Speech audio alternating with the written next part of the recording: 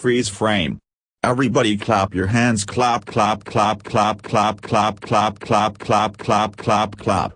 Sorry, I am just very hyped right now because I just got back from my cousin's dad's brother's uncle's aunt's sister's cousin's brother's daddy's uncle's grandfather's wedding, and it was so boring.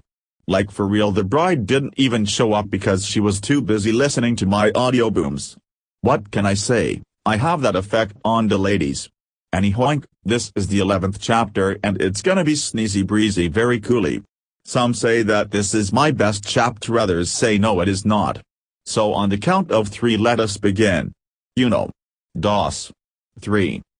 Chapter 11, PC Master Race. Dr. Julie Litney, the little nutty girl, laughed like this as she proudly showed off her big laser. But why? I said to Dr. Julie Litney. Why do you want to blow up the earth? Don't you want to play Breath of the Wild too? She was like, no, I'm actually more of an Xbox girl. We all simultaneously threw up. Okay, wait, hold up. I said after I got done barfing my lil brains out. The Xbox One lacks a library of exclusives and it ain't even much better than the PlayStation 4. At least be a Sony girl, you know. She was like, nah. Xbox for life until I'm dead. Metabe spoke up, PC Master Race forever. Bro, are you freaking kidding me right now? Don't even get me started with that. Yeah, we all know that clearly PC is gonna be the dankest way to play a video game, but guess what, I don't have $700.69 nice years to build my own dang PC. Plus you expect me to play my favorite video games with a clunky keyboard? Get the heck out of here with your bogus. Everyone clapped, even Julie Litney. Metabe's eyes turned red. Okay, you know what, I was actually designed on a Mac, but I'm still very pissed off now that you have insulted my brother known as PC. He held up his gun hand. Mochilo Baloney Bobby said. Julie Litney laughed like this, you really gonna think PC is the best way to experience a video game? Good luck trying to play Bungie's Halo. Ow. Julie Litney was shot in the leg and fell to the ground. She screamed. You frickin' shot my frickin' leg, you frickin' Beyblade. Frick you. Well, no need to cuss. I said to Julie the Kool-Aid girl. Metabe's gun was smoking like Dank Blaze on October 7th. He turned to us and pointed his gun at us. Y'all about to get danky kank? Metabe charged towards me and I did a sick healthy Natas spin on the top of his head and landed on the other side of him. He turned around and said this, oh 1 1 0 1 1 1 1 0 1 1 1 0 1 0 1 0 1 1 0 0 0 1 1 0 1 1 0 1 0 1 0 1 1 1 0 1 0 0 1 1 0 1 0 1 1 0 1 0 1 0 1 1 1 1 0 1 0 1 0 1 1 0 1 0 1 1 1 0 1 0 1 0 1 1 1 0 1 0 1 1 1 0 1 0, which is binary for ouch that hurt. Baloney Bob looked at me. Mobranitas spin messed up his computer brain. But as I was giving Baloney Bob a thumbs up for my sick trick, Metabe kicked me in the nutties. Yowchi mama. I said as I fell to the ground. Holding my nutties like they were the last nutties on earth, I looked at Metabe and said, bruh, those are my favorite nutties. He looked at me with his evil robot eyes and said, no you bruh, don't you dare say that to me. He stomped on my nutties again. K, can you please not, I said with a big dummy thick tear in my eye. He got right in my face. You were never loved, Nasty Jack. You are pathetic. Weak. You have no friends. You have no love. You are a fool. You think the Nintendo Switch is supreme, but it can't even graphically handle The Witcher 3. You are a big ole loser. As I started to cry, I heard a gun go off and Metabe fell to the ground. Debbie Pasta was standing there holding her gun. Witcher 3 doesn't even need to be on the Switch, she said as she smiled. I jumped and ran to give her a hug. And she was like, "Nah, I'm good bro." Yeah, fair enough, I said back to her. Let's go home, I said with a twinkle in my eye. Hey, what about me, my nerds? We turned around. Oh yeah, hi Julie, honestly completely forgot you were there because I literally just had an existential crisis in front of a dorky robot. She tried to pull herself up to stand, but fell back to the ground. "Okay, give me a second," she said. "Sure, no problem." We watched her struggle and fall back down again and again and again. Finally she spoke up. "Okay, I guess I will just have to initiate my evil plan from the floor." She held up a very cute remote control with one big red button on it. "Say goodbye to Earth." She pressed the button. Huh? Julie turned around to look at one of the screens behind her. The screen said, "Windows 10 needs to do crucial updates. This process will take 10 minutes. Ugh, are you kidding me? Sorry fam, I guess PC isn't the best. We all chuckled at my very timely joke. "Okay, do you guys mind if we just chill out and vibe for a few minutes while we wait for this to load?" Litany the Whitney girl said. "Nah, not a problem my guy," I said back to her. There was a long silence. Too long. 2 seconds long. "So anyone see any good movies lately?" I said out loud. "Yeah, I just saw the new Star Wars flick," said Julie Litany. "I got a bootleg copy from the internet." "Whoa, that's so cool," I said. "You do know Chewie and Han Solo were here 30 minutes ago, right?" "Huh?" she said. "No way. I am a huge fan." "Bruh, I'm pretty sure you met them." "I guess I didn't recognize them," she said with a shrug. "How did you not recognize them? One is literally a humanoid bear and the other dude wears a vest," I said with my hand to my face. "Yeah, but a lot of people dress like that here on the moon," she said. "We have been here for a while now and I haven't seen any other Wookiees." "'Kay, well I wish you would have introduced us," she said. "Bro, we literally did. You already met them." "No I didn't." "Yes. You did." "Nah. No way in," she said. Just then the Windows machine started to boot back up. She held up the remote. "Aha!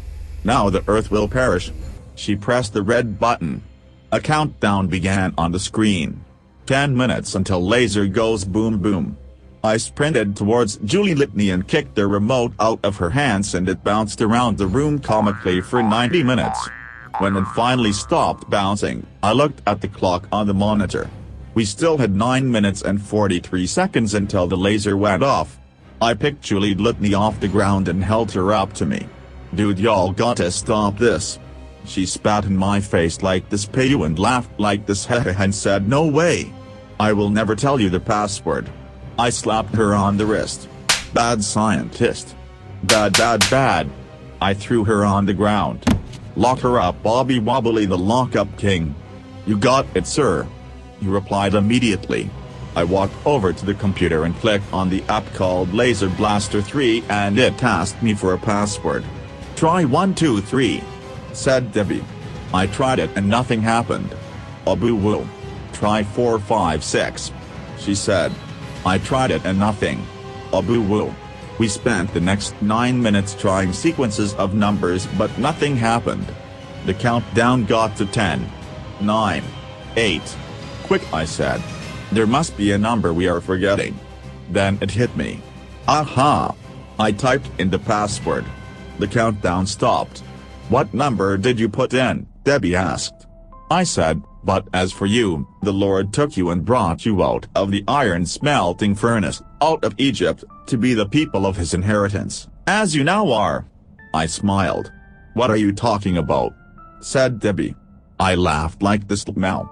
"That, my friend, is the Bible verse." I pointed out my finger. She turned around and saw the words I just said embroidered on a homemade craft that was hanging on the wall. "That verse is Deuteronomy 4:20. Very nice, said Debbie the Webby. "So yeah, the password was 420, which honestly was my next guess," I said to her. "'Cause you know, comedy." Julie Litany sat in handcuffs in the corner of the room. I knew I shouldn't have hung up my homemade craft. But, do you really think my plans all relied on the very funny weed number? Think again. Ad break. Hi nasties. I hope your day is going okay and I hope your week is going even worse. I was looking at this week's sponsor and thought, wow, this is gonna be a good one. So here we go. This week's sponsor is the letter S. Have you ever wanted to say hiss but didn't know what letter to put into your word? Everyone has. That's why God and then the alphabet created the letter S. It's really cool cause you can say a lot of words with that letter, like snake, snorkly, snippy, snap, snoink, salty, seaweed, shappy, sharpie, sin, Snickers, snailed, Sally, sweet, supreme, Go-Gurt, cream, rice, pumpkin, mountains. It's a really cool letter, and right now if you buy one letter S you get a second for twice the price. So buy yours today. Now let's look at the nagging nasty section. Oh wait. What's this? Uh-oh. I am actually currently not connected to the internet. Ah yeah, that's right, I forgot to pay my Comcast bill this month, so no internet. Well, I will read this Comcast bill instead. Dear Nasty Jack, please stop trying to pay your bill with Play-Doh coins. We know it's not real money. From Comcast. Haha, I love those boys over at Comcast. They are so funny and understand my humor. Now back to the Ole story.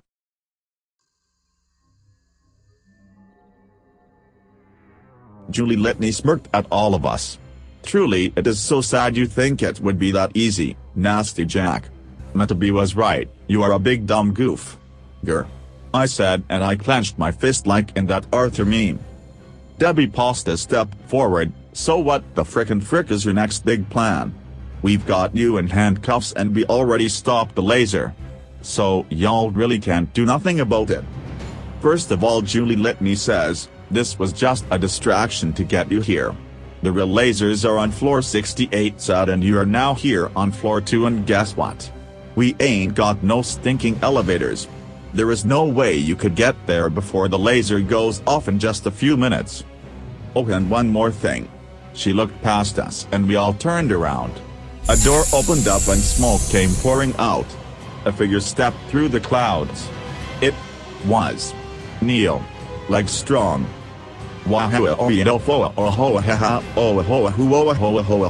I said. What the frick? I thought this big door died like literally in chapter 1. I mean. Oops. Broke the fourth wall on accident. I mean when we first got on the moon. Neil Legstrong walked forward. My clone was the one that was killed, silly boy. Julie Litney and I are crime partners and lovers. Gross icky. I said, and Bobby the Big and Abby the Wobbles said, bruh, I've known you since the 3rd grade, why didn't you tell me you were a bad guy? Neil Legstrong laughed like this ha and said, silence boomer. We all gasped. Bobby was only like 32, so I don't know what the frick Neil was talking about. Now, said Neil. Nasty Jack, it's time to destroy the Earth.